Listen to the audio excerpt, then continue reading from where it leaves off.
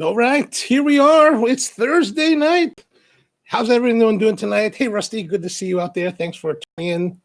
We're here again. It's Thursday, coming to you live from Baltimore in the Cafe de Spro studio. This is a little bit of a different setup today because I wanted to see how it would work with. Okay, so the last several weeks we've been doing this where the camera's actually been facing this way, right? And so I've been streaming from the main bar here. And you actually see on this wall to my left, to your right, is where we have the curtain and it covers everything. But the thing is that behind the curtain is also the heater for the room. And as it gets colder, well, I can't run the heater with the curtain blocking it. Otherwise, it'll basically ignite the curtain. So that would be a problem.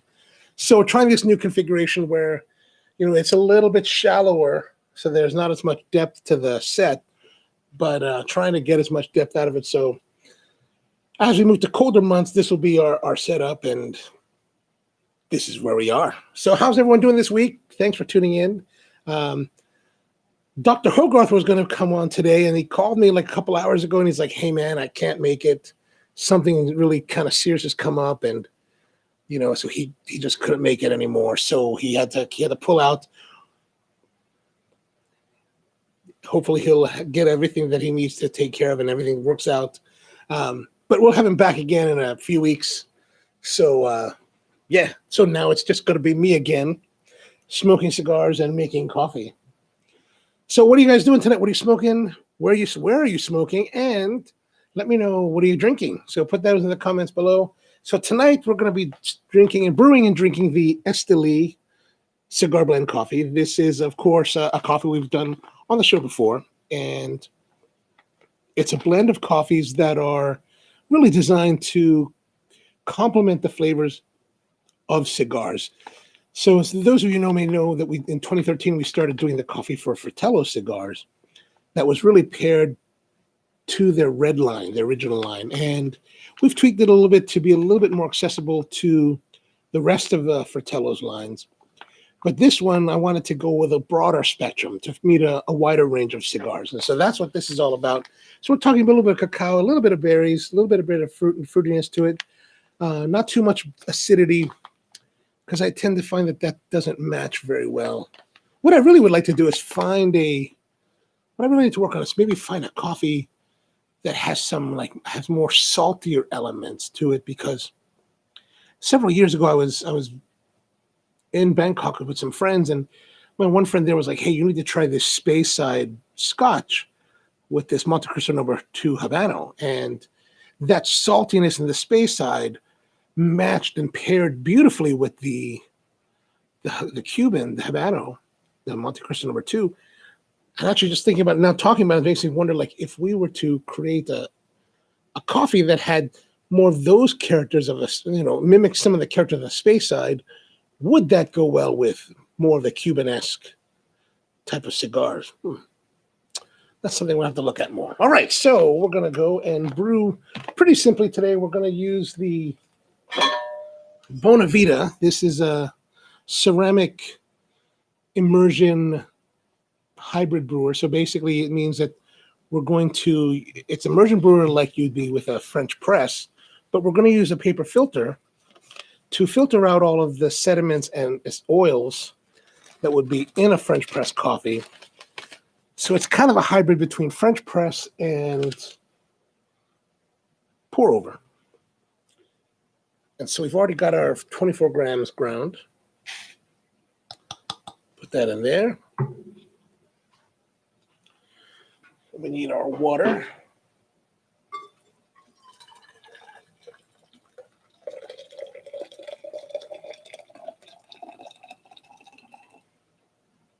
All right, then we're going to add some water here. Saturate the grinds first. Now, at the shop, I would typically weigh this, so I would put about 85 grams of water and then finish off with a total of 350 milligrams of water. grams, milliliters.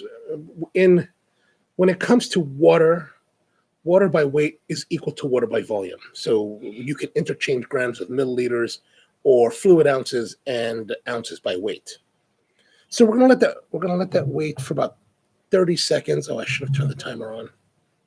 3 minutes on the timer. Oh, whatever. And now 30 seconds after, we're going to break down the crust that is formed while also filling it to the full height. So about total 350 milliliters of water or so is good. So Tony says he's over at Buddy's. Oh, who else is over there? And you guys are he's smoking a Stolen Throne Call to Arms, excellent cigar. And always, as always, drinking the Diet Cherry Pepsi Cola on ice or in the can.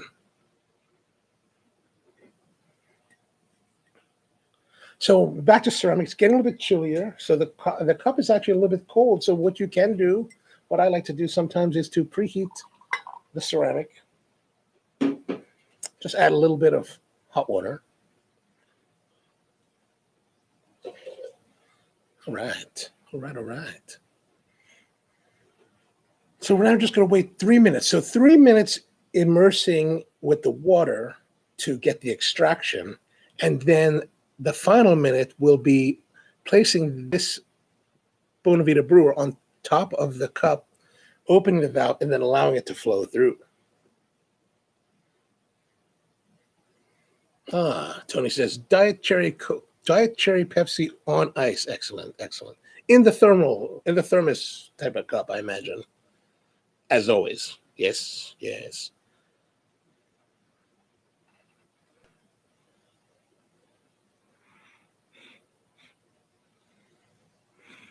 We're getting some nice aromatics of like berries and a little bit of leather. Nice. All right.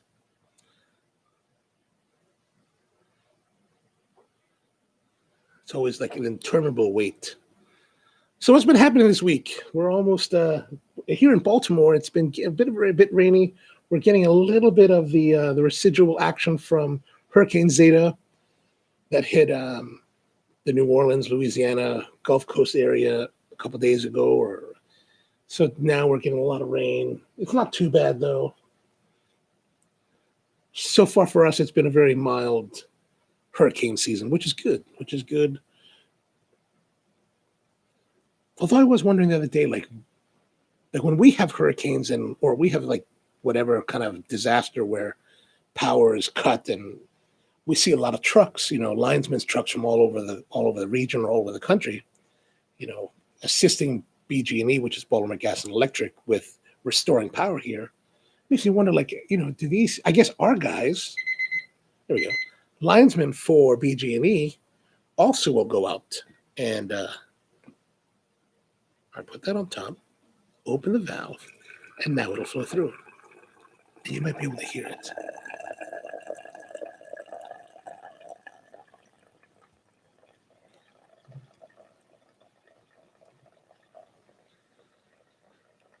So I imagine that our guys are going out there as well to other parts of the country when they're needed. So I saw a report today where I guess it was down in the Gulf area where they had a lot of power outages. And I was thinking, I wonder if BG&E guys are headed down that way. So Rusty says he was out, finally tried a Romacraft Whiskey Rebellion Perfecto. Ooh, that's a good one. Enjoyed it outside before I started freezing my ass off. I guess it's pretty cold up there. I think I could sit outside without too much trouble tonight. But we're getting there. It's going to dip down to like the upper freeze tonight. All right, so here we are. Oh, almost overflowed. All right, we got our coffee.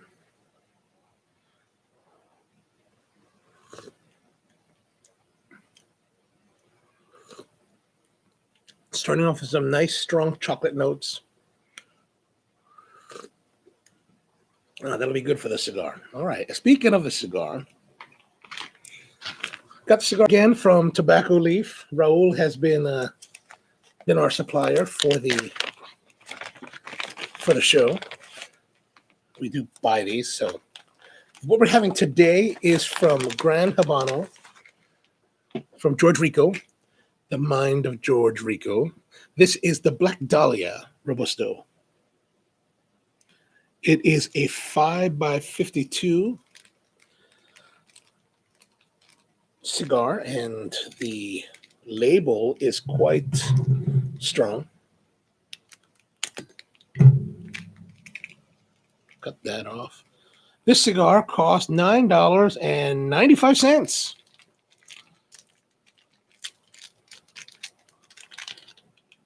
All right, Black Dahlia.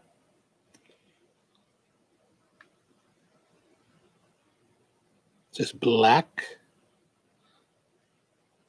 Dahlia. So again, you know what? When we're looking for cigars for the show, basically I'm just kind of wandering around their humidor, looking at things that might be interesting, things I haven't really smoked before. Oh, there's a nice kind of barnyardy hay manure, but manure in a positive sense. Manure, like dry manure, kind of aromatic, some leather. Pleasant. The foot, not the same, not the same. You know, it's kind of like if you're walking around horses. That's sweet. So Rusty's saying they might get, up in northern New Jersey, they might get our first snowfall tomorrow. Ooh, 1 to 3 inches depending. Ooh. And then Buddy is smoking a Paul Gamerian. Which PG are you smoking there, Bud? So we're going to cut today.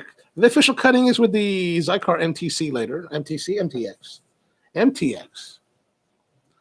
Oh, George, how's it going this week? Good to see you. George is smoking a Mil Diaz. Excellent choice out there. So some great cigars being smoked. Excellent. All right, we cut that off. So the wrapper is nice and nice, you know, kind of tan, not tan, but kind of like a deep tan brown. It's got nice color. It's got a nice feel to it, smooth, silky, light oils, but very smooth, very nice and supple. The cap was cut off really cleanly, as you can see. So easy to cut off.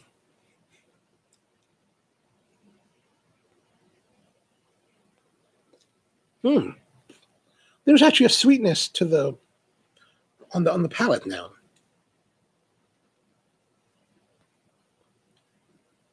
And then on the cold draw, there's also more sweetness.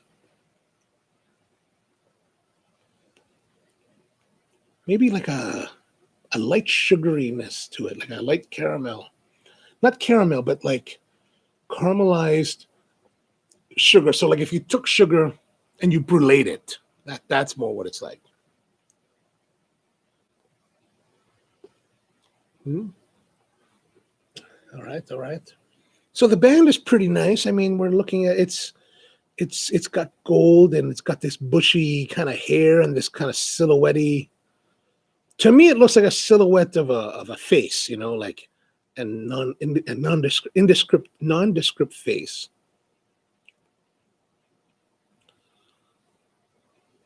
So Bud says he's smoking the Gourmet Series Bellicoso. Oh, that's a good size. I do like that. And George is about 10 minutes into his Mil Diaz. That's good. That's good. Very happy with it so far. Yeah, that's it. That one we smoked. The one we smoked a couple weeks ago. That was really nice. So far, I think that's the Mil Diaz that we smoked here, and then the Call to Arms. Those I think are the two, like, for me, standout cigars that I've smoked during these shows.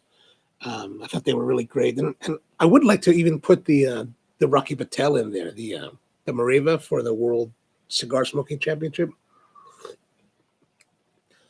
If it wasn't for the beetle that killed it. So Rusty's saying, I noticed for the past few weeks you have stayed true to your Zycar cutter. Thoughts, opinions on other cuts? V-cut, punch? I like the straight cut. It's what I started using years and years ago. I've tried a lot of the ones, the punch. I've tried the V. Buddy really likes the V. Then there was that one where it kind of had, it was like a lance, and you kind of were supposed to poke it like that. Like it was just you unscrewed the thing, and it was like this big lancet that you just kind of poked in. You know, I tried that. Then I tried that one, the shuriken, where I forgot exactly what it is, but basically it's a set of blades that are like this, and it just kind of cuts slices into the cap. I've tried all those. Those are, they're all interesting. I tend to like the straight cut. It's simple. It offers a wide, for me, I can cut it pretty much the width of the total cap so I can get the most draw. I think the other ones tend to be a little bit more restrictive. The V cuts are interesting. I just prefer this. And then Tony says that the Mil Diaz is releasing a Mariva as a special edition. Ooh, that will be interesting to see. But going back to the cutting thing, I think it's really just a matter of, personal preference. Like I like this. Like I said, Buddy really likes the V. He's always on the V. And a lot of people I know like the straights. It's really just kind of whatever you find interesting. But I do like the scissors. These Zycar scissors have been great performers, Like you get those the straight cutters, the guillotine style cutters, and it seems for most of them they start to dull over a while after time. These have stayed relatively sharp. They could probably use a sharpening or replacement at some point. It's been 6 years with these. But let's go to the lighting. We're going to save the jetliner and get the big flame. I like the big flame. It's very Star Trek-y. That's what I like about it, really. You notice in Star Trek, they don't smoke cigars. Battlestar Galactica, they smoke cigars. But why not in Star Trek? What has happened to the Federation?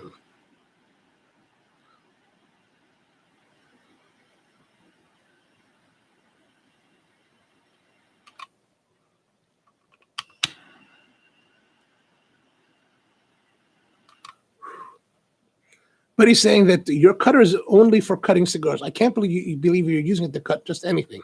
You mean with the that wrapper? Yeah, that was.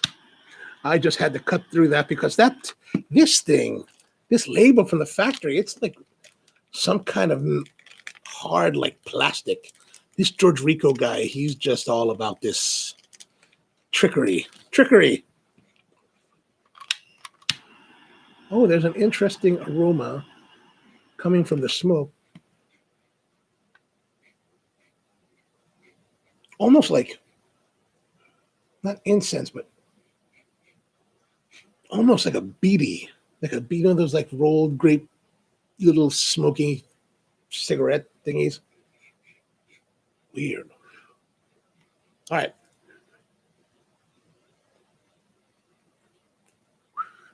Really? Not quite.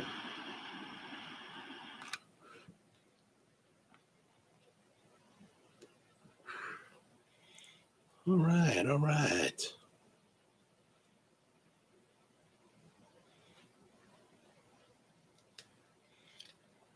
The Black Dahlia. Very nice. So Tony says, I think the straight cut always gives you the right amount of draw. Sometimes the original is the right choice. So that's a good point. I do like the original. Tony likes to use the Paul Gamerian Sheffield steel cutter. Actually, a bunch of us have them, but I almost never use mine, mainly because they don't make them anymore. So the whole story behind the Paul Gamerian cutter is that Paul Gamerian at some point, like in the late 90s, went to some guy in Sheffield, England, some artisan maker, and he had to make these single blade guillotine cutters. They're really well done. I mean, they've got a stainless steel Sheffield steel blade. That's like a, that kind of like you'd see in a guillotine, like the one that would chop Marie Antoinette's head off, that kind of angled. And they put it inside this nicely machined aluminum, casing that really works. It's tight, it's sharp, and it I wouldn't say it's smooth, but it's tight. Like it's like imagine like you've got these super smooth like anodized aluminum pieces, and you really sandwich them together tight so that you have to give some force to them, and it cuts beautifully. I mean, just super sharp, super clean, and really surprising for a single blade cutter. But the story is that the guy died, and PG with his his whole thing about being such a raconteur. He has this whole story about the guy dying, and there's only a few left, and so you get whipped up into it. And at the time, you're buying a $50 cutter, so it cost $50, I think, at the time when I bought mine. But really nice, and it comes in its own like leather case. But I don't use it because it is rare, but it really works great.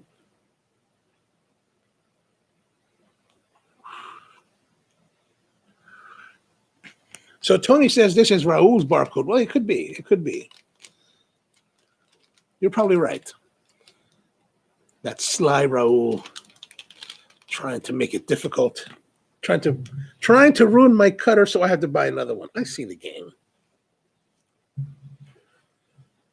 So George has had the same Zycar cutter since 2011. Blade looks horrible, but it still works well.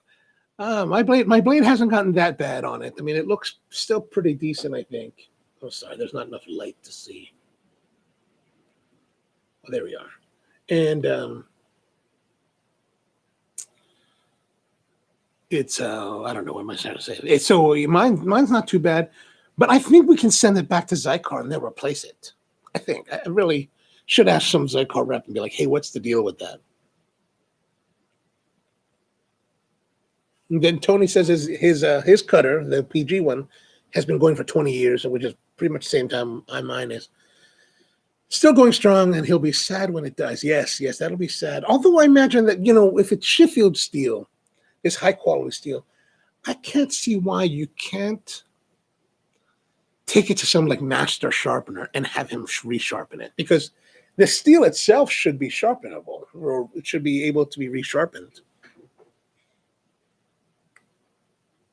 And if I remember correctly, the aluminum case is actually screwed together, right? So it can theoretically be disassembled. All right, so it's starting off nicely. It got nice rounded flavor. I'd say kind of medium to full bodied so far. It's got a bit of spice right here in the back of the throat. It's very pleasant. Like I was reading the review from Half Wheel, and Half Wheel gave this an 89 score.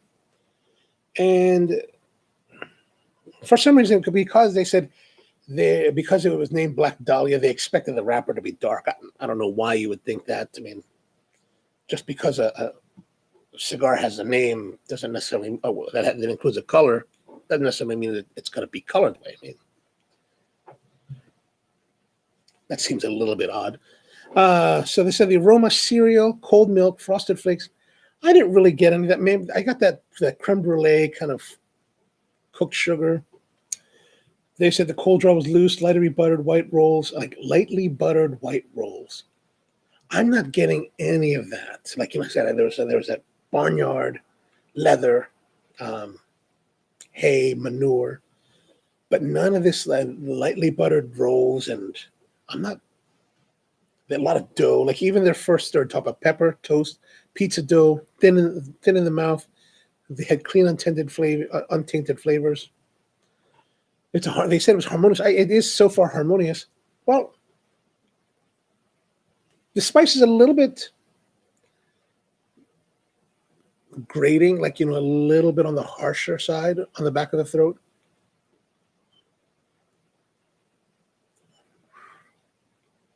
But it's nice. I'm not getting the dough that they were getting in their cigars. Now, I'm sure they did theirs in their review of this in 2017.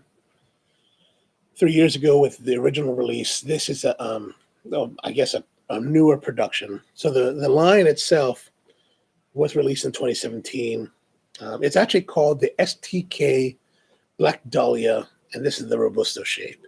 S.T.K. evidently means stay true, kid, and George Rico has used this S.T.K as a moniker for several different lines, including the S.T.K Barracuda, Barracuda Maduro, Zulu Zulu, and the American Puro.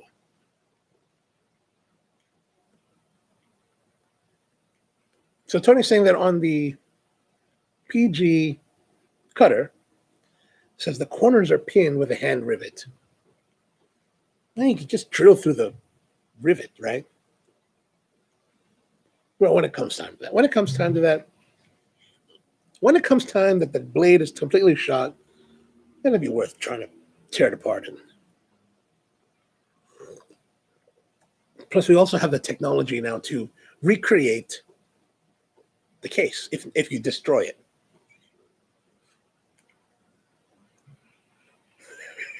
So George is saying, sometimes I want to vent about some bloggers and what they taste. Buttered rolls, give me a break. Yeah, I get it. Butter. That's what I thought too. Buttered rolls, buttered white rolls. That was pretty specific, and I was like, and it also said it was very creamy. I'm getting more spice than creamy, and actually, it's burning a little bit unevenly, right? I don't know if you can see if I can get this to see that. It's a little bit uneven. I don't know why. It makes me want to touch it up a little bit here on the sides on this one end.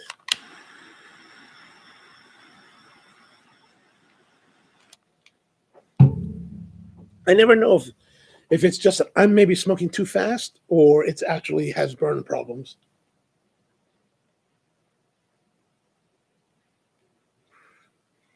I don't know if you've seen this, but like I was listening to the Cigar Authority a week or two ago, and they were talking about something about cigars and cigar ratings, really. And like this one, Half Wheel says 89, and it made me think that, what does all of these numbers mean anyway? Yeah, we know that the higher the number, the better. But what does it really mean?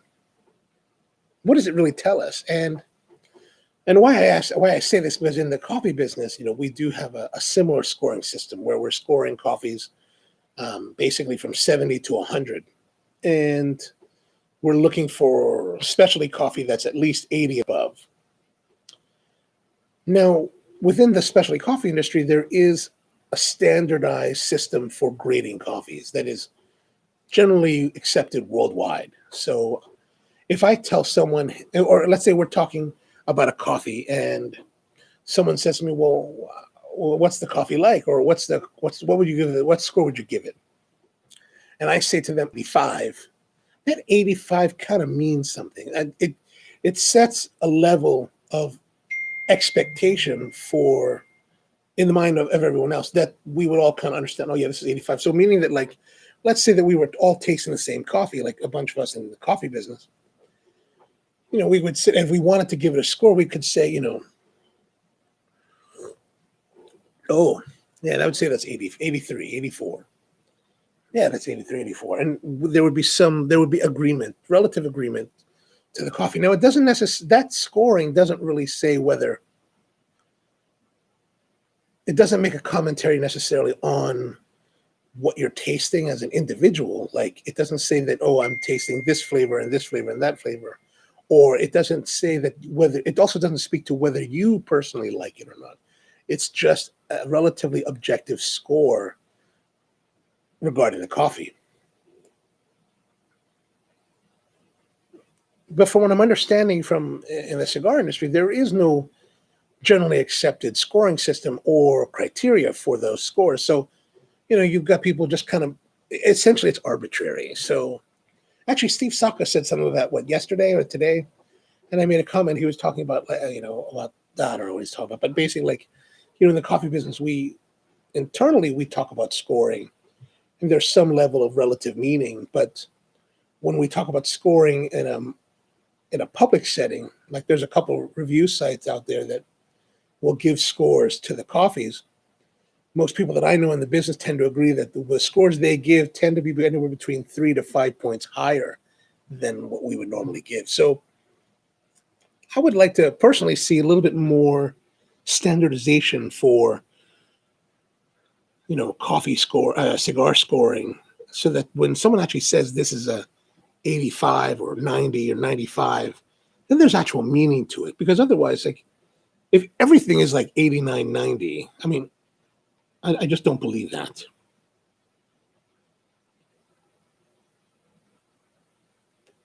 You know, like you'd have something like Toscano. Those, you know, you're going to say that's 90? Come on. I don't think that's the case. But, you know, to each his own. So let's go a little bit over this. So on the Black Dahlia, there is a Nica Shade Corojo wrapper. And then there are dual Nica Habano binders. It says dual. I guess that means there's two binders. Is that what it means?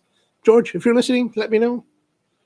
And then the fillers are from Nicaragua, Cubita and Habano tobacco, as well as tobacco from both Colombia and Costa Rica. The MSRP is $9 and a box of 20. Evidently, it comes in a really nice black lacquered box, really nice. And it's made by the GR Tabaqueras Unidas in Dunley, Honduras.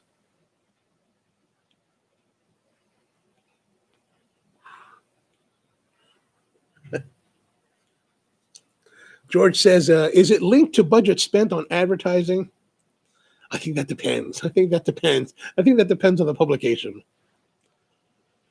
It seems that there are sometimes you don't see certain cigars reviewed or getting numbers if they're not an advertiser.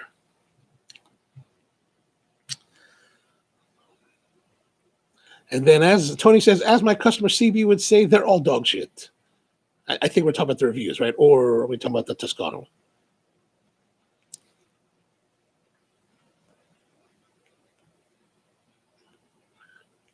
So now that we're getting into it, the spice. Okay, so maybe this is where Half Wheel has something like that spiciness that started off the cigar has now mellowed, and it has actually become a lot more creamy.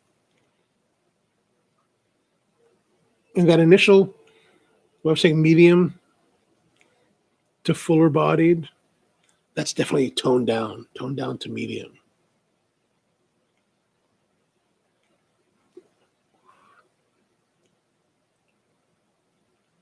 It's smooth, but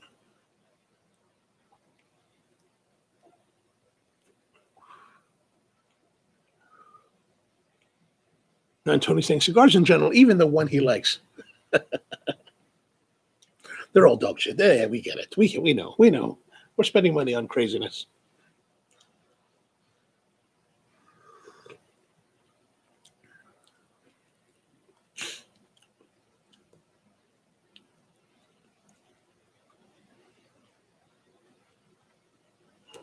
And then also, I don't know if you've seen this, but I don't know if we have that here, but I don't know if I can find that. There's evidently a cigar. Oh no, my computer will not do that. Well, somewhere out there is a cigar. Let me look on my phone. There is a cigar flavor wheel now. So I don't know if you could see it here, right? Over here, this circular thing is the coffee flavor wheel. And so the coffee industry has developed this flavor wheel where we'll use it as a reference point as we're tasting coffees to say, oh, this tastes kind of like this. The lower quadrant is kind of reserved for more of the negative flavors, things like tar, diesel, over fermentation, and things like that. And then the rest of it is more for positive attributes. So evidently, from what I've been told, there is a new cigar flavor wheel. Let me see if I can find it here.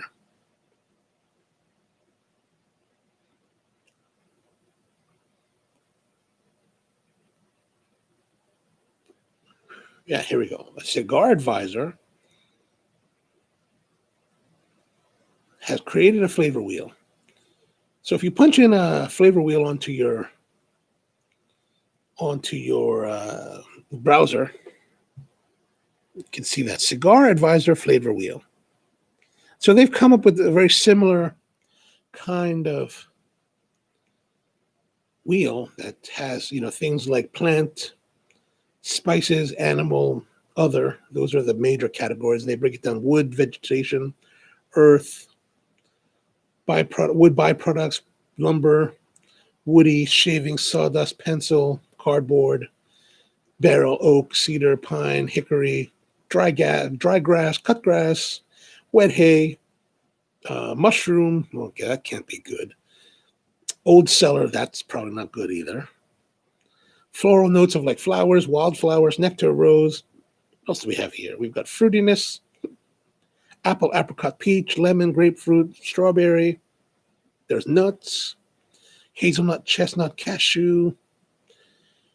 Then there are others, which are like mineral things like salt, flint, sulfur, marine, ocean air, fish.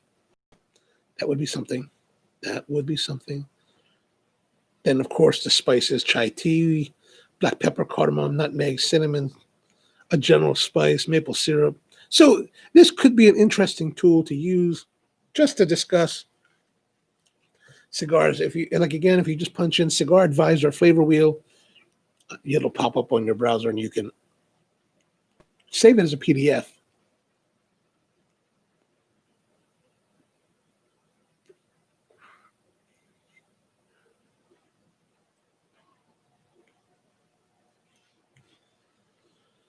So I've been shaved. You're still using that safety razor.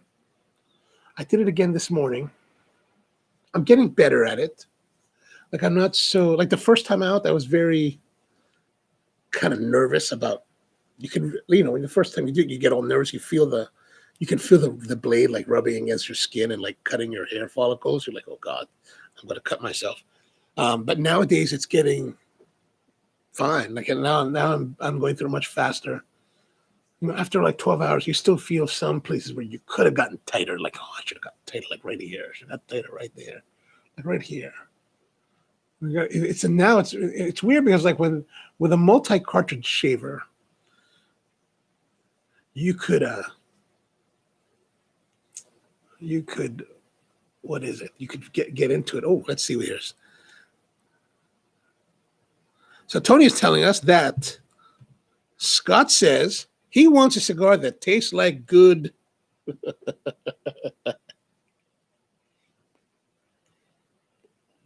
Yeah. Well, good. It has to be good. Yeah. Otherwise, maybe too fishy. Maybe. But speaking of shaving it and that, shaving is good. We want shaved. But I thought I was been reading about this shaving thing, right? And I was thinking, you know what? I need to get me a better shaving bowl. So I talked to a local artist about making one. So I think I'm going to make one. So I don't know if you guys are interested or if you do your own shaving. If you're interested in getting a bowl or doing like a group buy, let me know. I'm thinking something. What this size? Huh? How about like that? Kind of a shallow bowl with some ridging and a little handle so you can kind of stick your finger,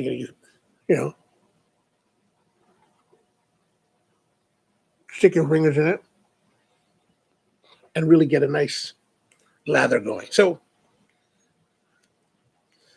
if you're interested, let me know. First, Rusty says to finish the dream desk first. Yes, I'm working on that. Actually, it's coming along. The hard part of this whole desk, so those of you not familiar, I've been building this desk, right? So I decided over the summer that I was going to build this height adjustable desk. But I have this thing in mind where, okay, so several years ago, I happened to walk past an Hermès booth, right? Hermès boutique. And Hermès, if you're not familiar, is this fancy luxury goods purveyor from Paris. And they have boutiques all over the world. So I was somewhere in Asia, and I was in Manila, and they had the boutique there, and I happened to walk by it, and they had this desk, man, gorgeous desk. And so this desk has always been in my mind. One day I went on to, if I ever make the kind of money that one should make to buy a desk like this, I'd buy one. The problem is it's $22,400. But it's absolutely gorgeous. It's wrapped in leather, and the leather is stitched. It's stitched on the sides. It's stitched on the top. It's really just it's called the Métier's desk, Metiers. So if you look up Hermes Métier's desk, man, it's gorgeous, especially the tan leather, the light brown tan with the white stitching. God, it's really nice. Anyway, so I decided I wanted to build a desk, a height adjustable desk. So I bought a frame, and then I wanted to do it custom. So I started cutting out a top. So the top, I'm using this Baltic birch plywood top that I'm going to wrap this leather. So I found a leather at the local leather store, this beautiful, like, Italian tan leather, super supple, nice, and I don't know what the ounce, maybe 5 ounces. I don't really know. I'm learning about this whole leather working thing, but it's relatively thin and very, very pliable and very, like, soft and just really nice feeling, and it looks very similar to this Hermes leather. So when they tell me this is it's a leather, it's a luxury goods leather, so. But the tannery had these overruns that they needed to get rid of. So I got the leather for fairly cheap, like something like I think $4 a square foot. So you get the half hide. It's like 25 square feet. So you got the leather. And so I've been trying to figure out how to actually do the stitching on the sides. Like, so the sides meet. So if I'm using 2 pieces of leather, one for the top, and then a strip for the sides, one way to do it is to do this box stitch that goes through the top and the bottom. But man, you have to really know what you're doing to get it that good, especially at the length. It's 29 inches deep. So, you watch these guys on YouTube that are making, leather goods. They're making wallets, and the wallets, of course, they're wallets. So they're like this. And so the way they stitch it and they can put it all together, it's so much easier than now you're trying to do this thing that's like 29 inches. So it's like, it just makes it more complex. And if you're not using a veg tanned leather, which is the harder, tougher leather, and you got this floppy, thin leather, it's much harder to stitch together. Just because the structural integrity is different. So, it's taken a long time to figure out how to do it, how to do the sides, how to match the sides. And then, so finally I finished this. Figured out the sides, did the sides. So I'm doing them in separate pieces. So it's not going to be perfect, because I did have a friend of mine in LA who I put out a message on my Facebook, and I said, hey, if anyone has access to this desk, can you take photos for me? So turns out I have a friend in LA who has access to the Hermes store, and they had the Métier's desk in the store. And so he took some pictures for me. I was like, how does that look? I said, that's great. But what I really need to see is, how about the side detail and the underside detail? Like, what's it look like underneath the desk? And so on the actual Hermes desk, it's actually like probably an inch. That's probably an inch and a half thick. The desk itself, the desktop itself. So mine is 3/4. So we're already blown away there. And then when you look underneath the desk, the leather wraps completely underneath the desk. It's completely covered underneath. So there's nothing exposed. It's completely and gorgeously done. So if you ever come and you see mine, if you look under my desk when it's finally finished, it'll only run 4 inches underneath, because basically I will have run out of leather at that point. So now we're at a point where basically I got the leather cut. I folded and stitched down the one side. And now I just need to fit the sides, fit the top, and then see actually, like, so the side, the way I've done the sides is going to add a little bit of thickness to it. So I'll need to match the final edge to the full width of the desk before I can actually trim it, fold it, and then stitch it. And then once that's all done, then I should be able to wrap the desktop and then complete it. So hopefully soon we'll see that. And then Tony's saying, didn't hear you.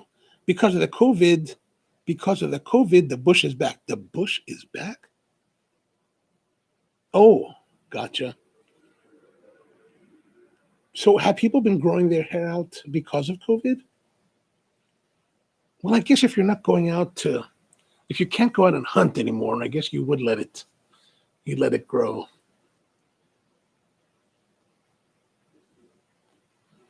That makes sense. That makes sense. All right, so how's the cigar doing? The cigar is, it did start out really punchy, really kind of spicy. I said there's a little bit of harshness here. That's all kind of mellowed. Everything's kind of mellowed. Not quite to the creamy white doughy pizza dough style that Half Wheel reported, but it's definitely, maybe baked bread could be a good one.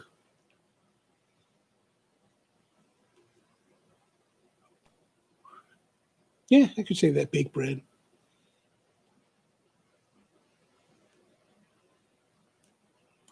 Oh, darn it. These darn cigars falling apart. So she's saying Parker House roll is a new flavor room file? Yeah. I guess so.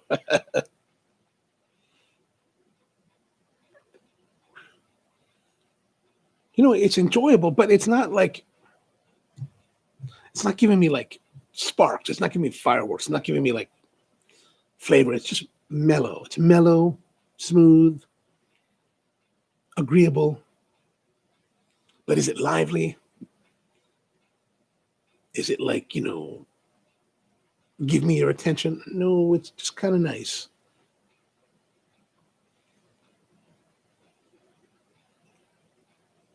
Which I think means it's a little bit boring.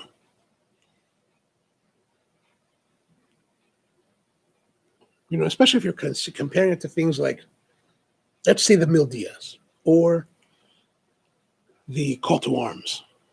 Much more punchy, spicy, lively. Like if it's music, it's like this. It's like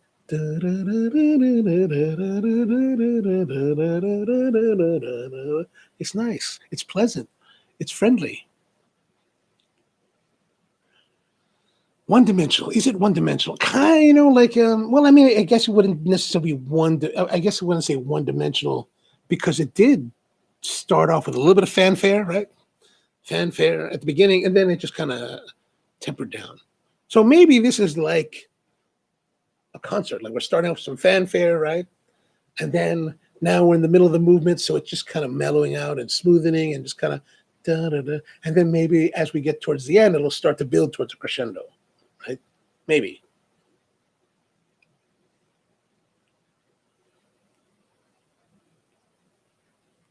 Like it's not. I would say that like it's now we all smoke pretty much quite a bit. Have been smoking for quite a while. So if you're like since you smoked the Mil Diaz, George, like the Mil Diaz is, it's that lively concert. Like it's pumping, it's pumping, it's pumping. The Call to Arms, pumping you through the whole thing. It's just going. Now this one, smooth and mellow.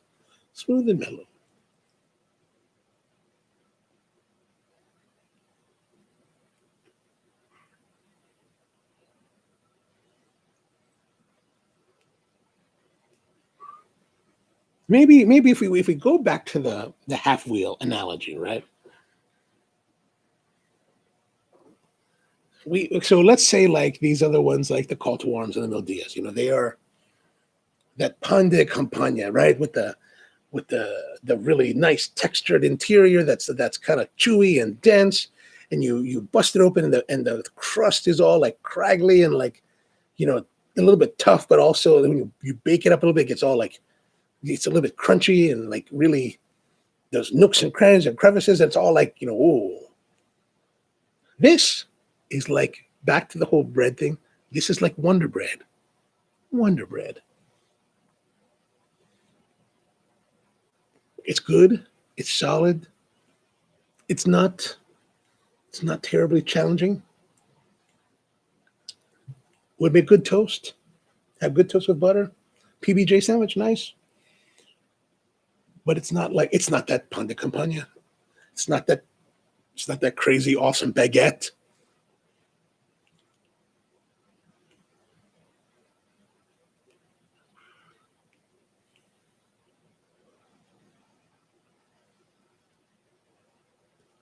But I also wonder, like, now that if we're talking about that, with things like the Mil Diaz or the again with the call to arms or even the Roma craft stuff,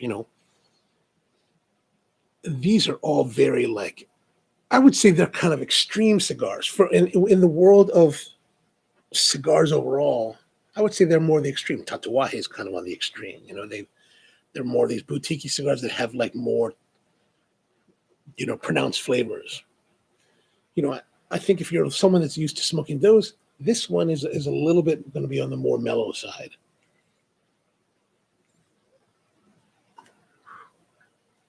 So Rusty says, speaking of music and the gradual rise, Barber's Adagio for strings starts soft and mellow, and then you have a big climax. Ooh, that sounds interesting.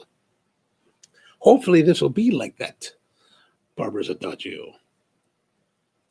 By the way, this is what happens when you say things about music in front of a guy that studied music very seriously for a very long time. You get shown out that all you really know about music is watching Amadeus.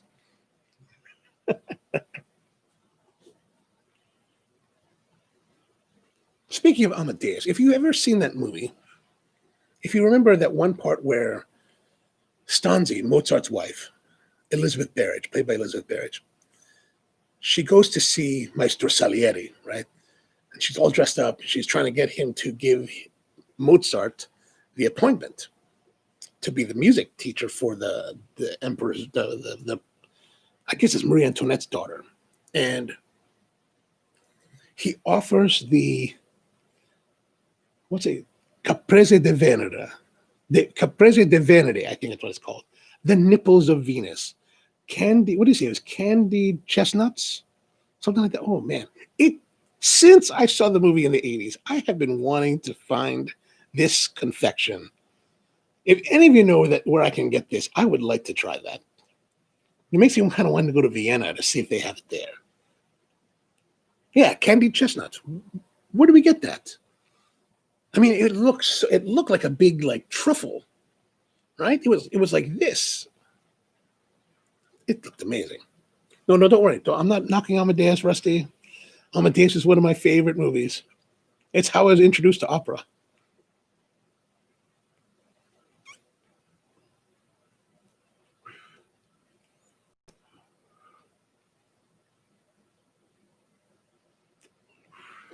Yeah, that would be great. I've always wanted to see the operas that were in that movie, like the what was the one for the abduction from the Seraglio. That I forgot the name of that one, but then like that, I always wanted to see like Don Giovanni. I think that would be amazing to see. I've watched a lot of the videos online, but I still kind of compare what I've seen of performances online to what they showed in Amadeus. It's kind of like the standard which I compare it to. And of course, Magic Flute would be great to watch. But one of the ones I would really love to see, and I've seen it a number of times on video, but again, it's because of movies. I only know opera because of movies. So there was both Amadeus and what's that called? The one with Cher, Moonstruck. Oh, Moonstruck, loved it. Puccini's La Boheme. I would love to see that in person. Like I've been wanting to go to the Met for years now to go watch it. But it is for me, coming from Baltimore to go to New York to the Met, it's a lot of work to do that. And so plus it's not cheap. You want to get a night. If I want to go to the Met, I would like to sit in the Grand Parterre and see it like from a nice position. Now, my friends who go to the cheap seats at the very top, he says that it's perfectly doable. But I still have this like idea of going to see it like properly. That or Carmen. Oh, I'd love to see Carmen too. I like the idea of watching Wagner, but 5 hours, man, that just seems like a long time.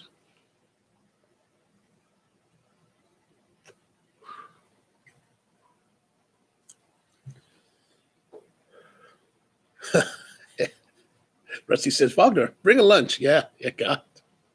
How do you manage that? I don't know. How do they even manage to sing for that long? Good Lord.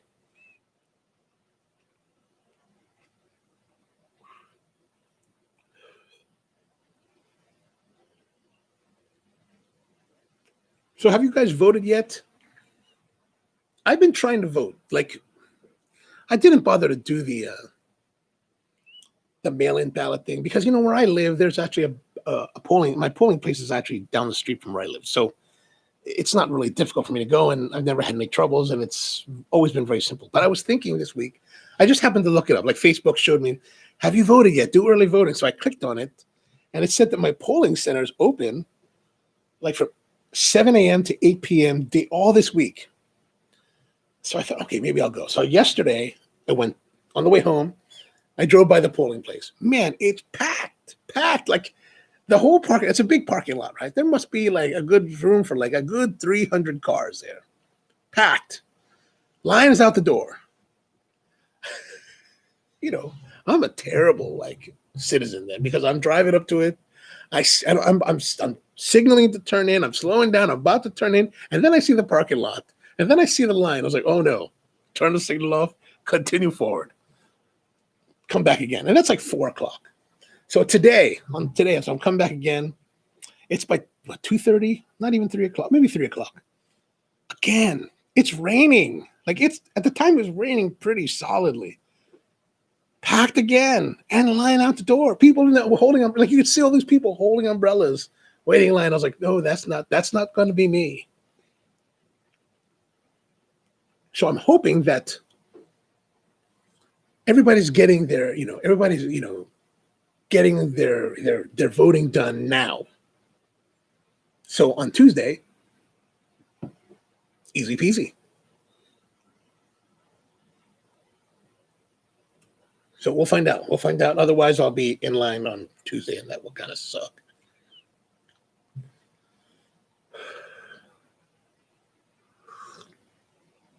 So Rusty's saying, if you ever want to see Wagner, when the Met in HD was playing in movie theaters, that was the way to go. 5 hours. Oh, that is a good way to go.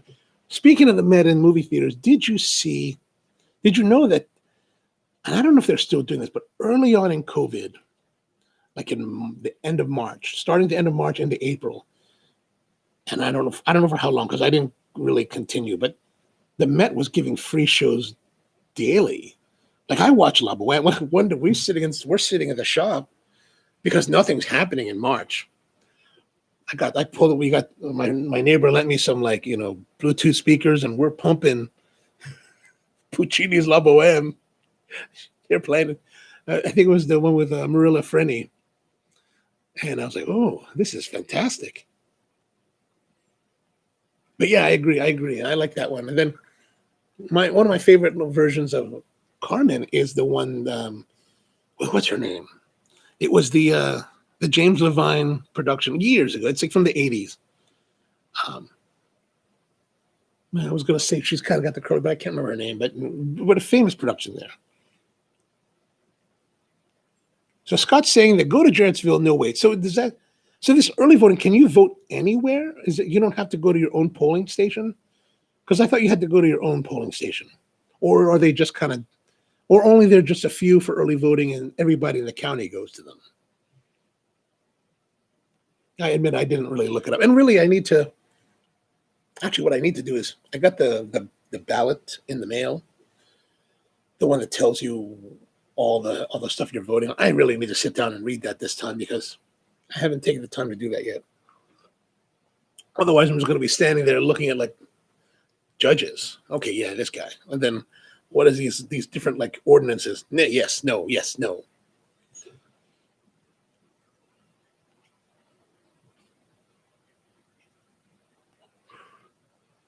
Oh, it's starting to feel a little bit colder. Temperature must be dropping.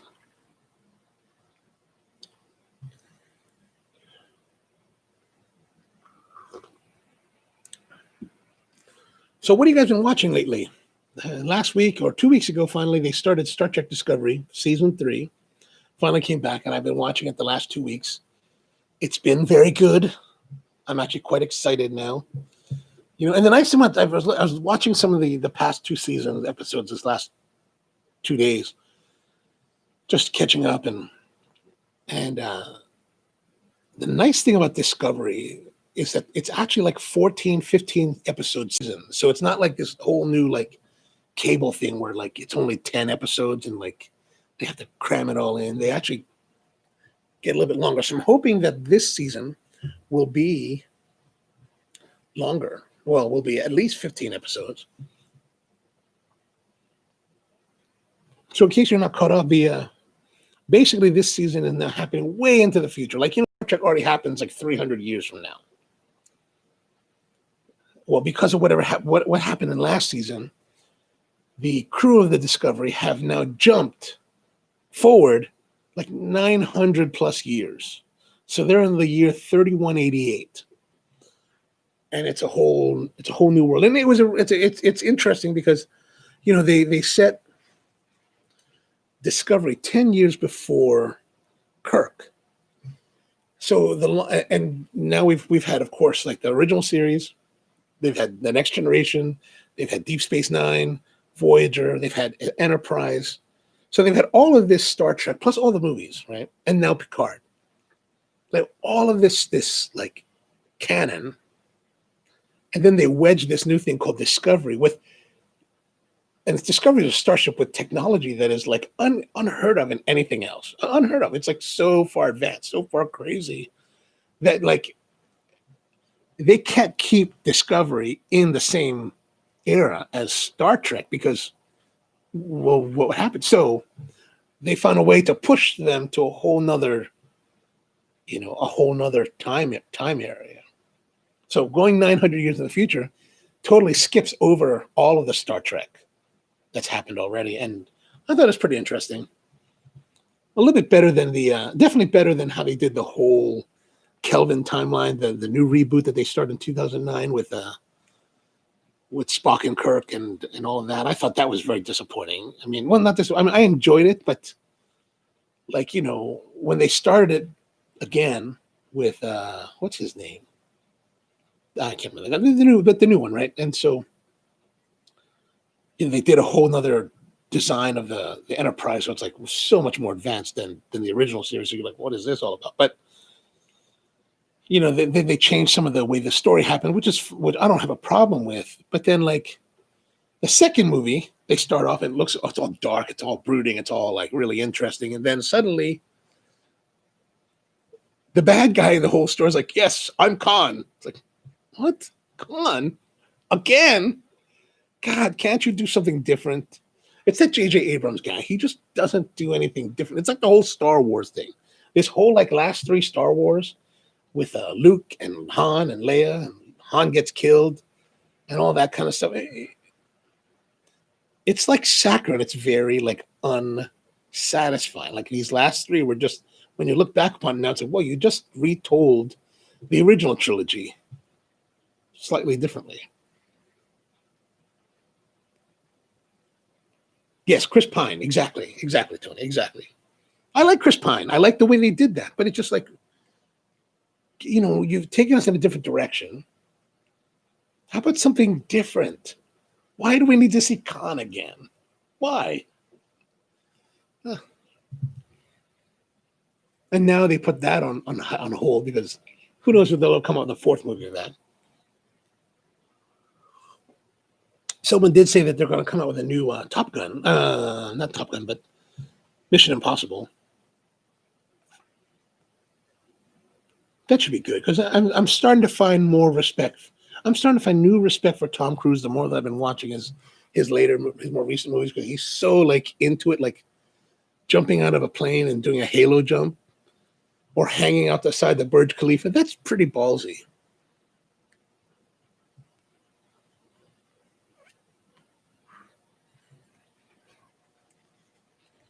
And then for those of us that are from Baltimore, the interesting thing that's coming up next month, or it's almost this month, so in a couple of days, is the return of The Expanse. Now, I don't know if you guys have watched The Expanse, but The Expanse is this whole other sci-fi show that's been ongoing for like, I think 3 seasons or so. And it's been good. It's a completely different take from all the other sci-fi stuff that's going on. And but one of the more rougher characters is actually from Baltimore. And I saw if you've seen the trailer, he talks about, they ask him, well, why you got to go back to Earth? He was like, I got some unfinished business in Baltimore. So I think they're going to bring The Expanse to the future Baltimore. I think that's kind of exciting. I'm like, oh, yeah, right on. Like we see like all these other New York, Los Angeles, Los Angeles in the Blade Runner, you see all that. And we see all these other cities, but you never see Baltimore. So Baltimore in a new, like in the future, man, will they have a better harbor place? That's what we want to know.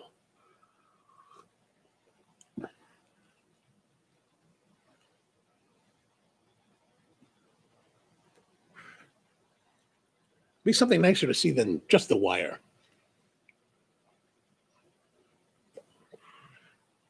But that comes out in a couple weeks.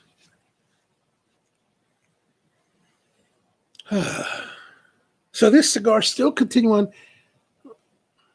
We're still in that nice period, that nice melodic, not terribly challenging. It's static.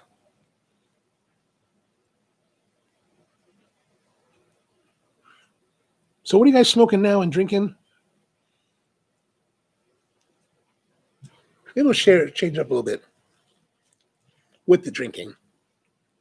So this past week I was out. I know a lot of guys are really into whiskeys. I don't mind whiskeys. I don't really tend to drink them much. I tend to be more into rums. So not too long ago, I discovered this website called rumratings.com. And at first I thought it was, this site where where they had this reviewer who was actually like rating all these rums.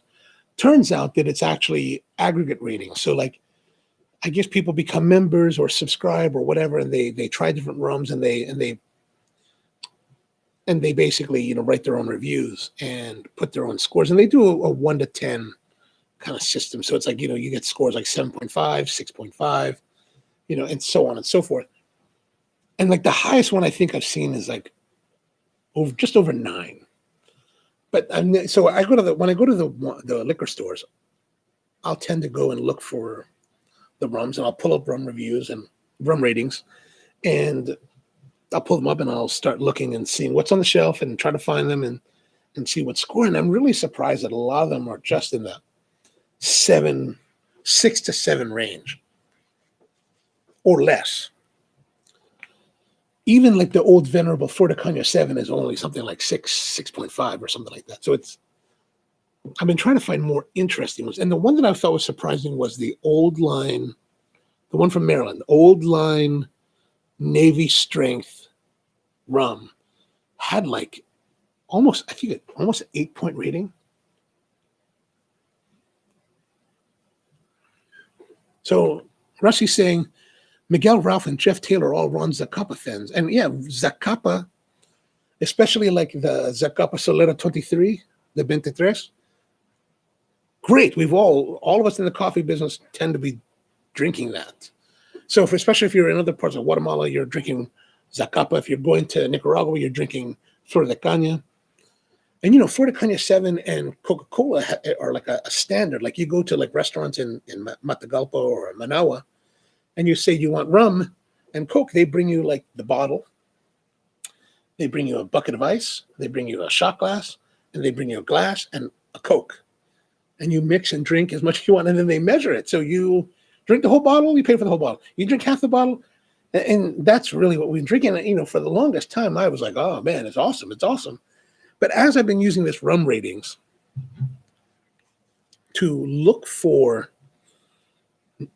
what's supposedly high quality rums, and I'm trying some of them, yeah, they're really like, you know, the 4.7 is really kind of harsh and not as nice as I've been thinking. It's really been an interesting discovery. So George is smoking a Leva V with some Maker's 46. Ooh, that 46 is nice. You know, Maker's Mark was an interesting. I went like it was must have been in the late 90s, maybe 97. My friend Gary and I were, oh, that's what it was. We were going to Indianapolis. A friend of ours was going to school at IU, Indiana University, right, in Bloomington. And so if you've seen the movie Breaking Away, they have this this bike race called the Little 500. So we were like, let's go check it out. So we went there for the Little 5 week, and really I never saw the race because we really were going there because our friends. So our one friend was living with this other guy, Tyrone, and Tyrone is this like Latino guy, DJ, and they would have and every Little 5 they would have these massive house parties, and they were kind of legendary when we were in college. So I was like, let's go. So my friend Karen and we drove all the way out to Indiana, and we go to this party.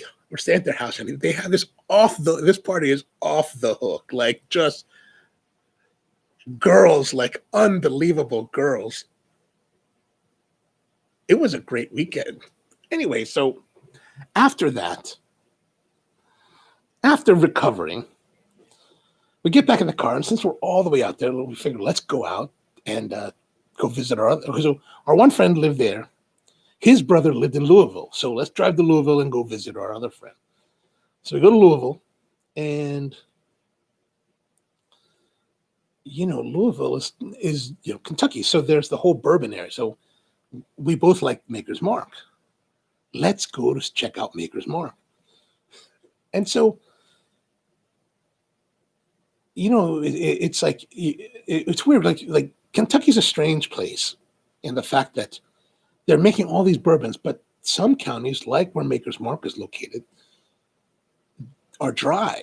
Like Maker's Mark is in a dry county. So you go to Maker's Mark, you can get a taste on the tour, but you can't buy it. You can't get anything else. You have to go to the county next to it that has a bar, and then you can buy a drink there. So we want to see Maker's Mark. There's a tour at 4:00. We're hauling it out there, right? We get there at like 4:10.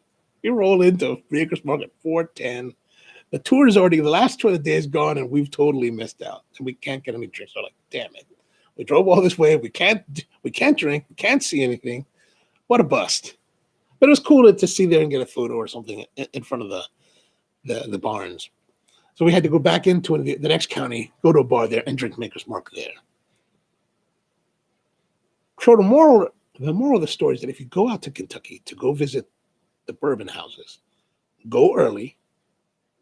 Go early. Just go early so that you're not like us, you know, kind of dilly-dallying, you know, trying to recover and make your way to the winery, the distillery, and it's way too late. Because I think it's like an hour and a half from Louisville. So we had a bit of a drive to go back. But back to what I was saying about the rum. So I was at the local liquor store here. I need to turn up the heat.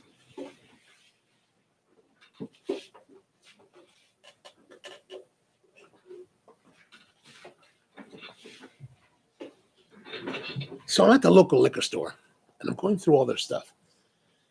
And, you know, they have these rums that are like $80, $90, $150. And I'm looking them up, and they're not really highly rated. You know, they're like maybe 7s. I'm like, I'm kind of in this mindset right now that if I'm looking at rumratings.com, I don't want to buy a rum that's below 8. I want 8 and above, right? So I find this one, the El Dorado, 15-year. I think this is like over 8, but not. I don't believe it's too much. Oh, let's see. Rumratings.com.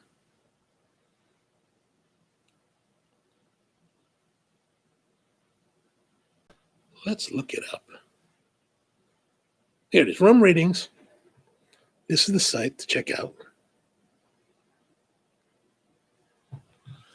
And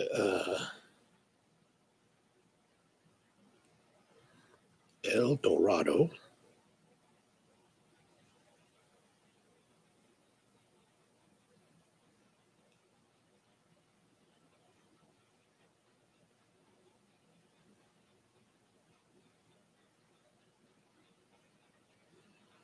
Oh, here it is. El Dorado Special Reserve 15-year. 8.1. Ah. Oh, so I don't know if I've said this on the previous shows, but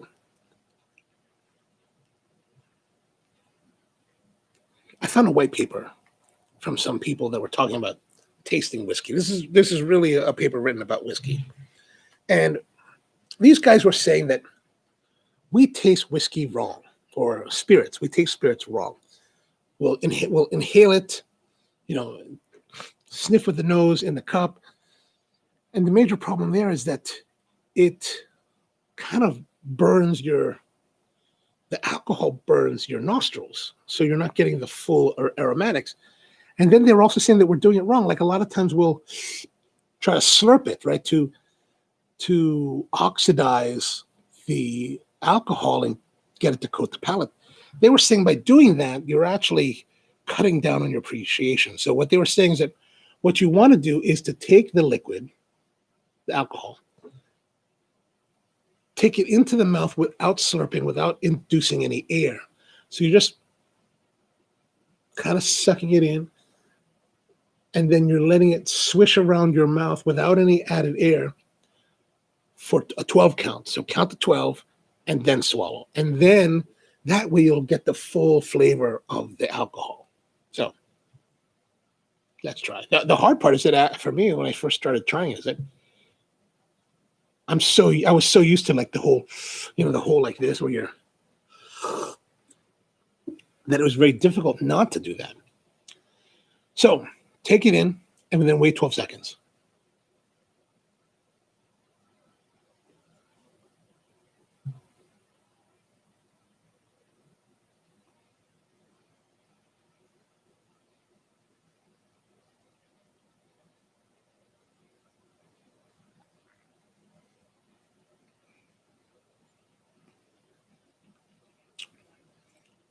And then now you'll get the flavor. So doing that, there's a little bit of burn because of the alcohol, a little bit burn when you're swallowing. But there's nice notes of like cherry cordial, vanilla, some caramel.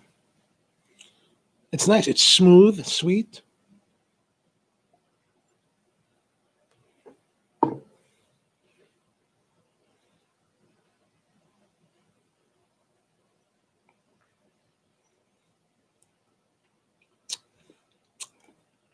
Yeah, that's nice. What I like about rums is that they tend to be sweeter, I think, than whiskeys.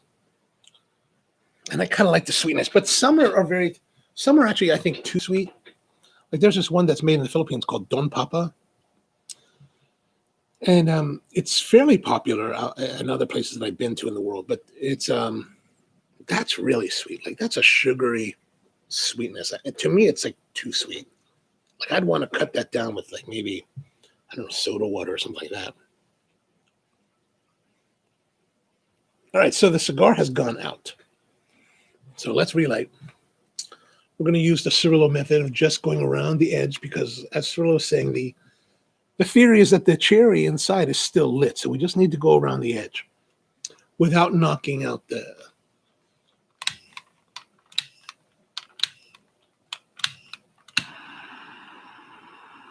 Let me go a little bit less crazy with this. The nice thing is that I can adjust this so that instead of having double flame, right, I can do one flame. We're just going to go around the edge.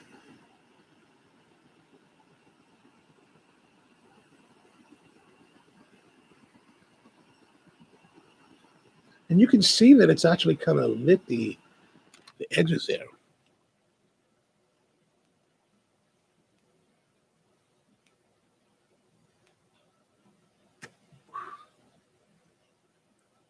Mm.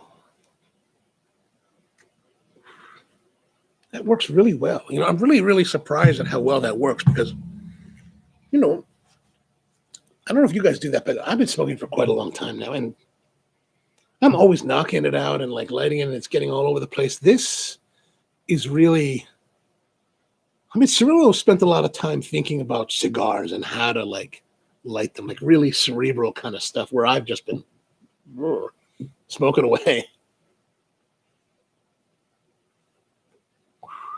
So George is saying, once again, I want to vent. It's a spirit, not mouthwash. Drink, hold for 5 seconds, and swallow. I now sounded.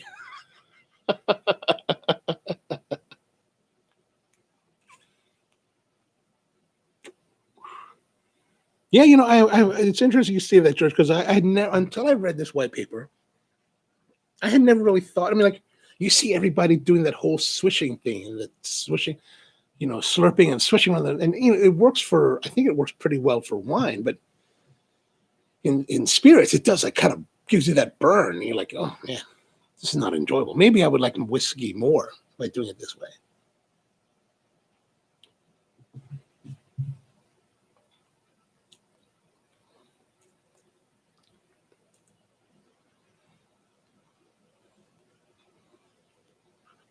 But it is a nice compliment to the cigar.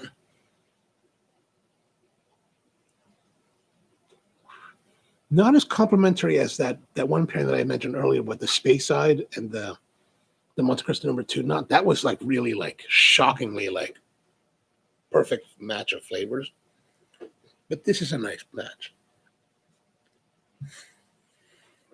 So the Black Dahlia, still working on it. It's still pretty static where it was. This since about there. Pleasant, but not challenging.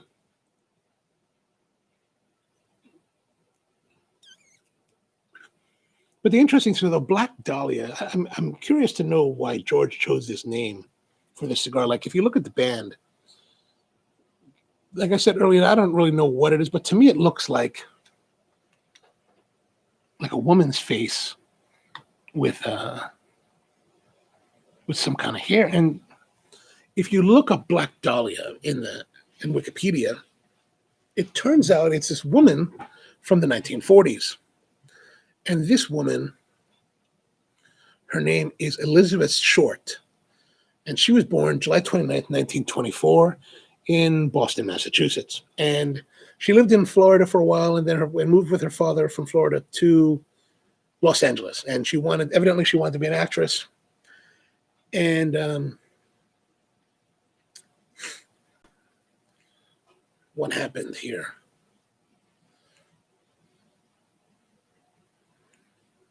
So in 1947, January 15th, her naked body was found severed into 2 pieces on a vacant lot on the west side of Los Angeles, in Lamert Park in Los Angeles. And her body was discovered, and she was severely mutilated and completely severed at the waist and drained of all of her blood. And so this really grisly, crazy murder happened, and it really was captivating. It really captivated America, even still to this day. Like, they made a movie, I think in 2006, called The Black Dahlia, that was about her murder, and it's been unsolved. I didn't know unsolved.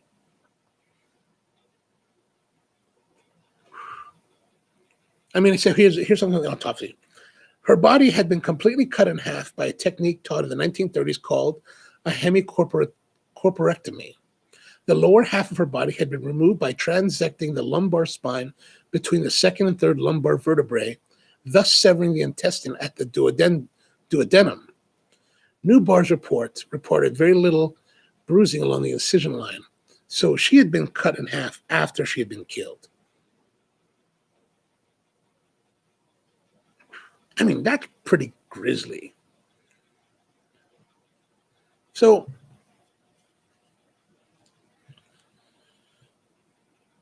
it kind of makes me wonder why would George Rico name a cigar after such a grisly murder? And you know, how does it? I just makes me want to know, how does it tie in? I'm just curious.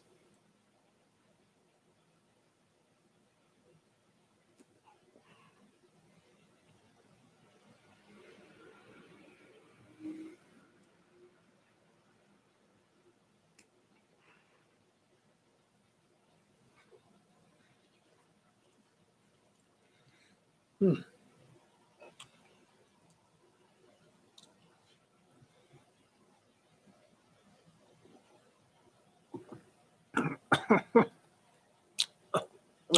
So, are you guys more into whiskeys? If so, what whiskeys are you into? I'm guessing George is more into the Maker's 46, but what are you all drinking? What do you like to drink?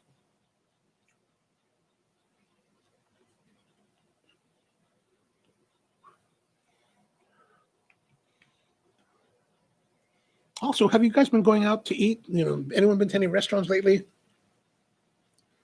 I haven't really been to. I mean, I went to a dinner at Bruce Chris a couple weeks ago. That was all outdoors. That was not bad. It was a nice time.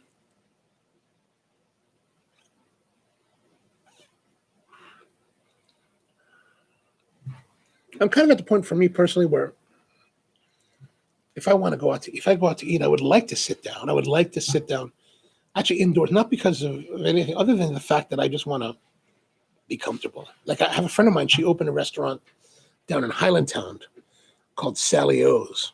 And she's a fantastic chef. And unfortunately, she only has outdoor seating right now. So, like, now that it's getting cold, it's a little bit more difficult to go and eat outside.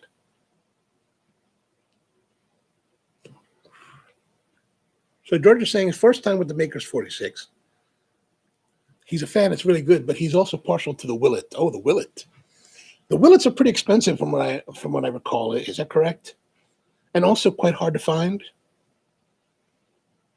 Because if I remember correctly, that's the one that has that glass bottle that's kind of really, really wide at the base, that long tapered neck.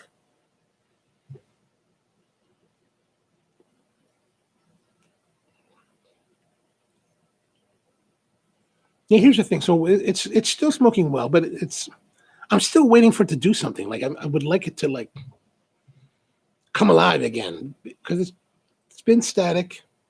It's been static for pretty much that time, and it's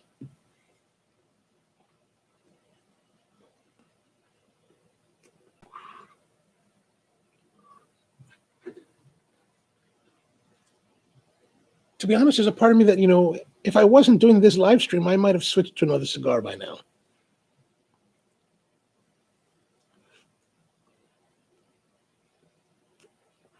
But we want to go to the whole cigar and give it its full due.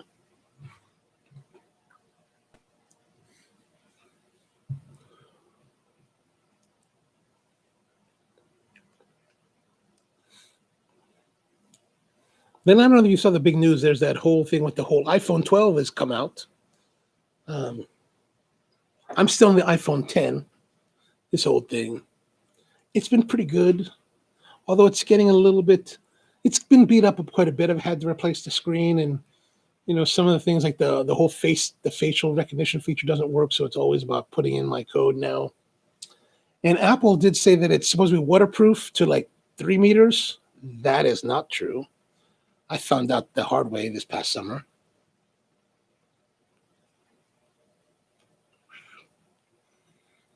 I took it one day swimming. Worked great. Took some videos. Oh, it looks great in the water. Next day, went back to the same pool, my friend's house. Tried it again. It just died out. It was terrible.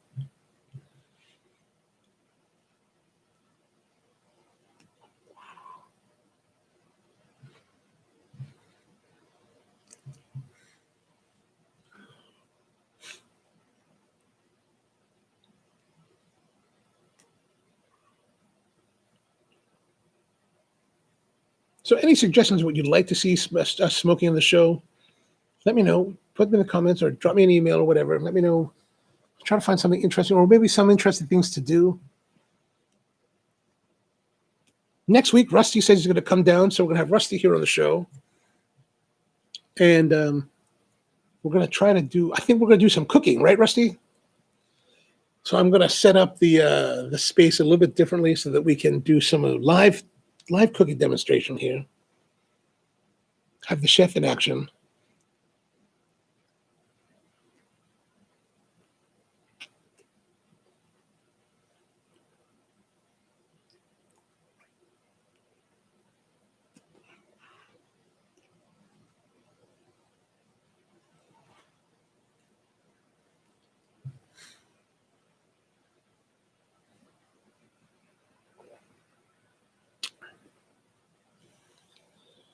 So as from what Halfway was saying, in the second third, it should be smoother, which did happen. It did get smoother. It says their pepper was softening, so that what pepper we had at the very beginning had smoothened out by then. They see the body builds, but I haven't, there was, pretty strong body at the very beginning, but as we went into the first third, that body kind of mellowed out, so it's not building up.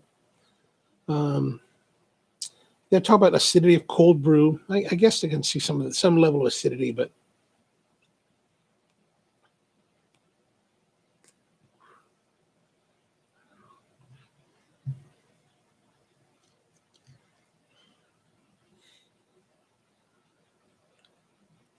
I mean, it's a nicely done cigar. It's burned well. It's smoked well overall. But I guess one of the problems for this kind of setting where, we're talking about the cigar is that, it reached a point where it mellowed out, smoothened out, and it's just kind of been static the whole time. And this is a cigar that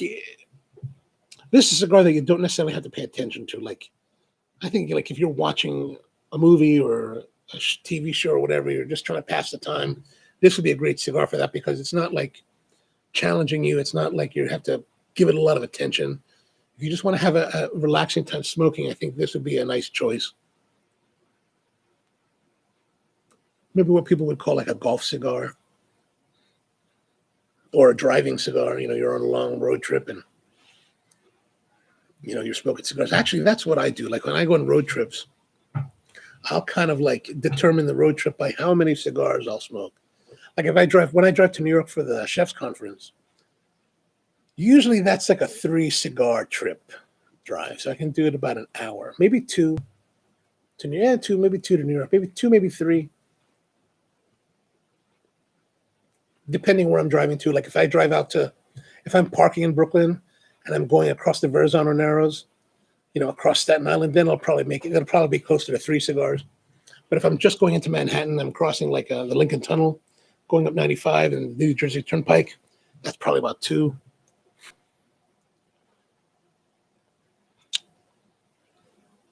So Rusty's asking, I know you have used coffees from Spro on the shows. Have you ever tried coffees that cigar makers sell? I have tried some of them. They're, I think with the ones that I have tried, they're basically cigar manufacturers who are just kind of catching on to the trend of coffee. So the coffees aren't really well thought out. They tend to be relatively generic, relatively commercial. The one that really comes to mind, sadly, is the Arturo Fuente coffee. I didn't really think that was very interesting.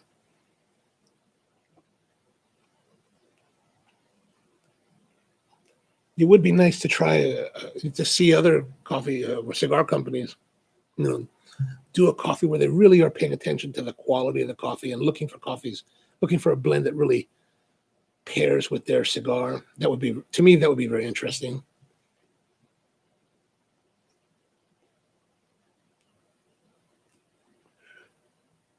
But I don't know. Have you guys tried any of the ones from different cigar companies? I know Romacraft came out with one. They used a company called Third Engine, something engine, jet engine, propeller engine. They were a coffee company out of Nicaragua. I think they were in Granada, Nicaragua.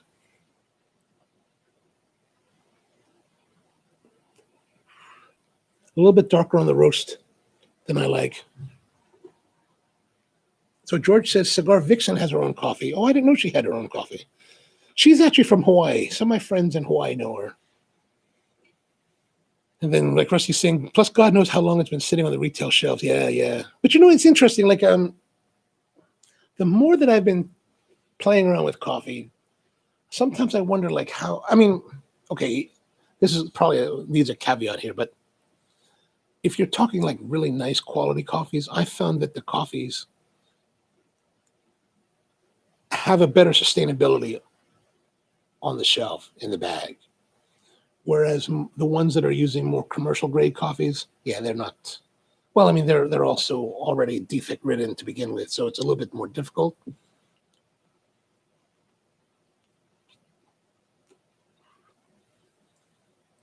But also, I think that if you freeze your coffees, that really helps to maintain the flavor. Like we did a test many, many, many years ago, like 10 years ago, where I took a bag from James Hoffman from Square Mount Coffee in London. He gave me a bag of one of their coffees. I think it was their espresso. And I had this test in mind. So it was like April of 2009. And I took that coffee, brought it home, and did a serious cupping on it. So I did a full cupping on it, took all the notes about the flavor profile, scoring, and everything. And I took the bag and I threw it in the freezer. So in October of that year, when I was training the staff for the Hamden shop, which was going to open soon after that, and I had taught my staff there about cupping, and they were several weeks into like learning about cupping, and they had done probably 8, 9 cuppings by that point. So they were relatively well versed in coffee by that point. And I had them cup the Square Mile coffee blind. And 6 months later, after being frozen, their flavor notes were very, very close to what I had noted in April. So I do believe that taking roasted coffee and freezing it is really the best way to preserve your coffee, especially if you're not going to use it very often, or if you need to keep it for a while. I think that's really the best way to go.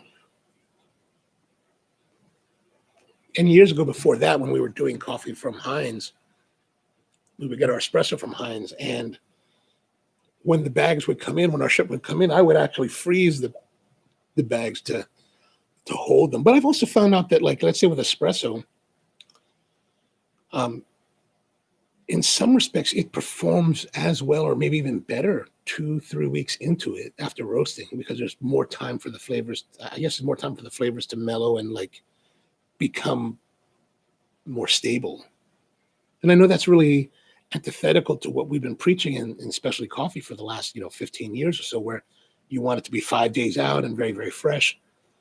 But I found that like it's not really making a difference. And like you go to the competition world, and like the competition baristas are all very much about like, we need to have X amount of days out. So let's say they determine that they want to have 7 days out. These competitors, they're having coffee roasted daily and then being shipped to them at their location so that they can have that progression, so that on the day of their performance, they will have this coffee that's 7 days. And if they make it through successive rounds, they'll also be able to use that same coffee with the same amount of time. I'm not, after judging for many years now, I'm not really quite convinced that is necessarily needed or that's necessary, especially for a competition environment.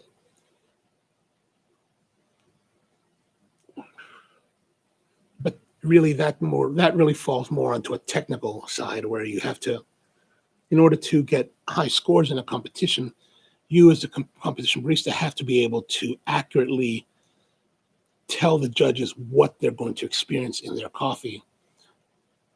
So I think that it's a bit of a misnomer to have multiple shipments of coffee. I think if you know the coffee and you understand it and you can accurately assess it on a day-to-day basis, and translate that into your performance, I think that's probably the better route to go.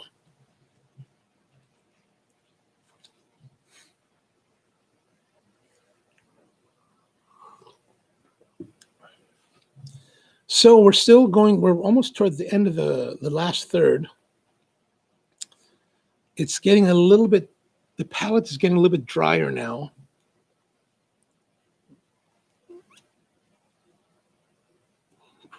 The cigar hasn't really changed any.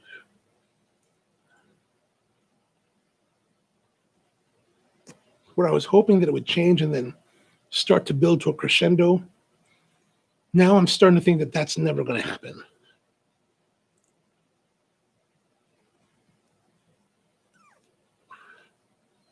But, you know, also the other side of it is that a fair expectation for the coffee? You know, like, I think a lot of us that are engaged today, you know, we're very much been smoking for a long time. We have very specific likes in cigars.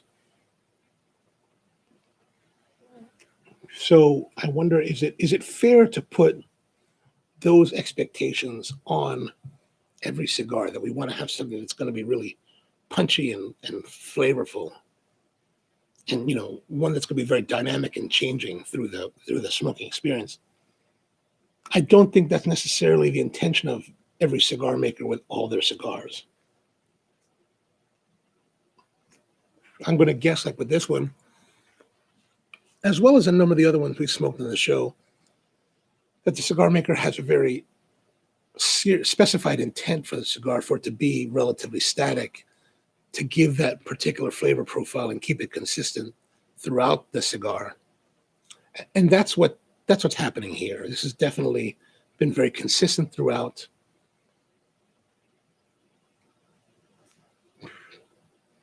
You know, and if this cigar fits your flavor profile, you know, that kind of mellow, smooth, even toasty bread-like, baked bread kind of thing, that would be, if that's what you like, then this is going to be very, very satisfying.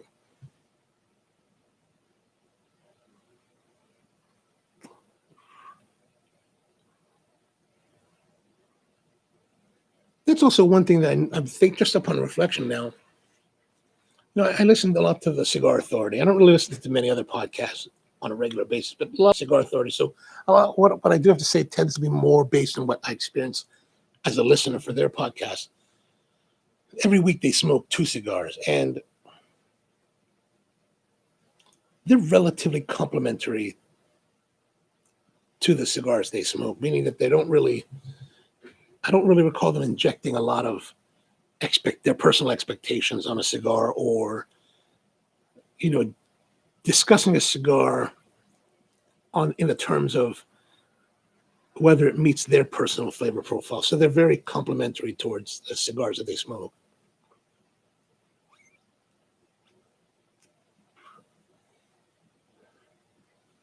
I don't know if I'm not to say that's a good thing or a bad thing. I just, what I noticed. Like, I don't recall listening to a cigar podcast where the people on the podcast express disappointment.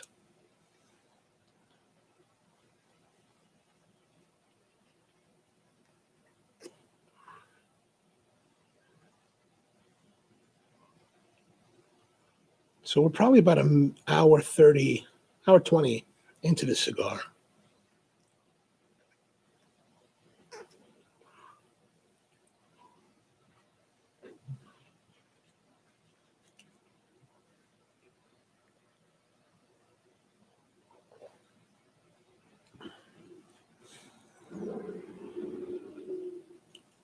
And so I guess the question is, would I buy this again?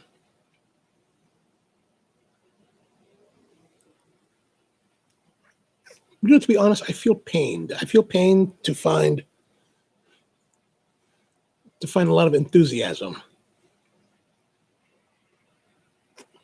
Mainly because I want a cigar to be really flavorful and really punchy, and this is just not. It's just not that.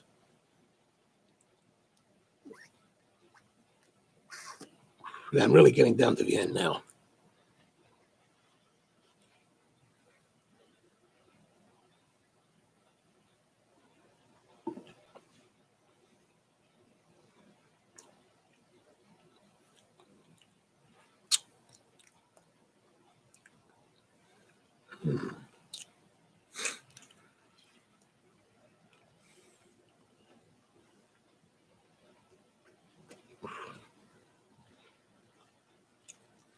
So coming up next week,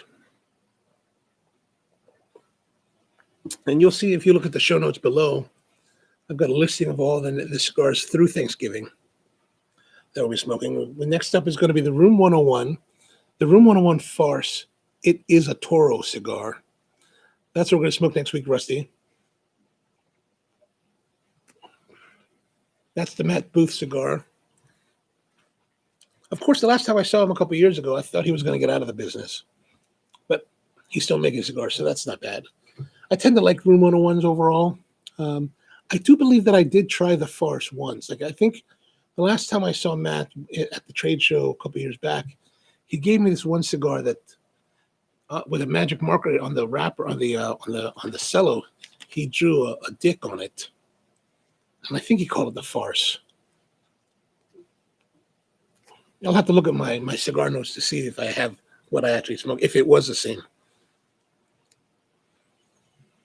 But that should be interesting. Then the November 12th, we're going to be doing the Plasencia Reserve Original Cortez Toro.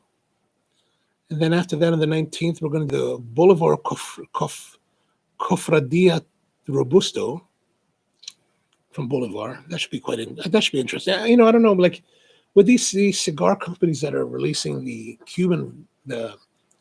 American version of Cuban labels, like the Bolivar and the Cohibas, the Monte Cristos, and all that. I was a little bit hesitant, to be honest with you, to get the Bolivar because I tend to find the ones that are Cuban named ones tend to be a little bit benign overall. But we'll find out. Maybe it'll be good because that one Bolivar Habano is really, really good. Which one is that? That's short with the one that's like that long, which I can't remember the name of it. And then the 26th is Thanksgiving. I'm not really sure what we're doing for Thanksgiving. Normally I get together at my cousin's house in Pennsylvania, but I talked to my mom the other day and that's not going to happen because, this whole COVID thing. So I'll be in town. So chances are we might have a Thanksgiving evening smoke here on the live stream.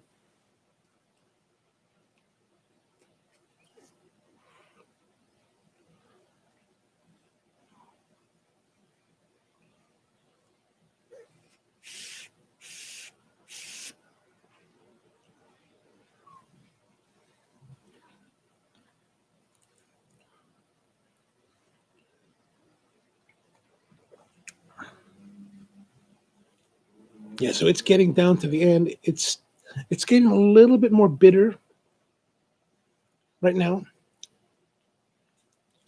Palate's a little bit dry.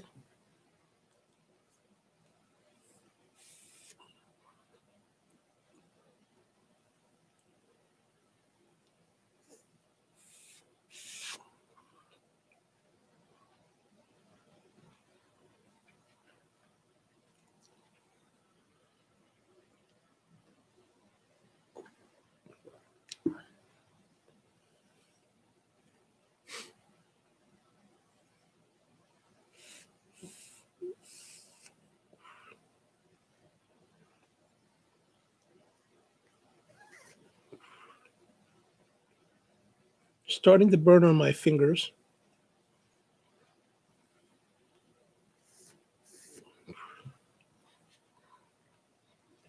Rusty says cigar and turkey pairing. I like that idea. Actually, it's nice because since we're going to be home for Thanksgiving, I've been thinking, I get to make the turkey now this time because usually my cousin, she makes it. So I haven't actually made turkey in several years. But there's one year that I did one turkey that we did, and I forgot how we did it. I think we did the wet brine for a few days and did a slow roast on it. And really, when you get the turkey and it's really that nice and juicy succulence, man, turkey is really beautiful. But unfortunately, most times we overcook the turkey, and I don't know. I'm not saying my cousin overcooks it, but I would really like to have that nice, juicy turkey again. when you have that, you really want to really eat it up. One of the better ones that I remember, we did a turkey one year. My brother was still living in LA. So this is, my goodness, maybe like 12, 13 years ago. And we wanted to do the fried turkey, right? The deep fried turkey. So we got the turkey deep fryer. And we also bought a duck. And so duck only takes like 15 minutes. So we did the duck first. We filled it with peanut oil, put the duck in. And I never thought about this until it actually happened, but it totally makes sense because ducks are really fatty, right? So when we put the duck in, cooked it for 15 minutes, pulled it out, perfectly cooked duck, but the amount of fat that was in the pot had increased. And instead of decreasing, it increased because a lot of the fat of the duck had come out. So we were frying the turkey actually in a mixture of peanut oil and duck fat, and that turned out to be pretty nice. Although, to be honest, we've over the years, there's been that whole thing about duck fat French fries. I've tried many different iterations. I've even had people like took the fries after they cooked them, they sprayed it with duck fat. Now, this may be heresy to a lot of you, but I have yet to find a significant difference with duck fat fries than fries like, say, fried in peanut oil. Maybe that's heresy, but I remain unconvinced with the efficacy of duck fat fries.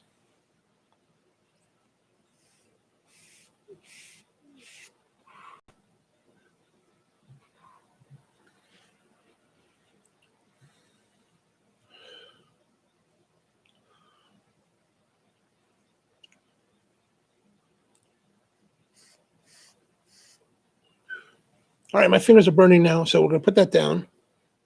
That was the Gran Habano S.T.K. Black Dahlia Robusto. Not a bad cigar, just not a terribly exciting one, but a good smoke overall. So Rusty's saying, render duck fat and sous vide in a bag with a turkey breast. That might be interesting. Yeah, speaking of sous vide, whatever you're thinking, Rusty, let me know. And for next week, I do have a sous vide machine. I've also got a anti-griddle. Got a few things, toys to play. We can play around with if whatever you have in mind. Yeah. So, all right. So I guess that's it for this week. Thank you very much for watching. I appreciate you coming and spending another Thursday night here, smoking cigars, drinking, and doing what we do best.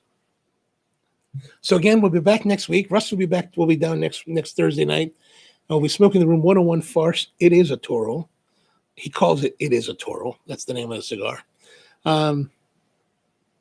So yeah, that's about it for tonight. Thanks for tuning in, and we'll be back again next Thursday at 8 o'clock. So see you then.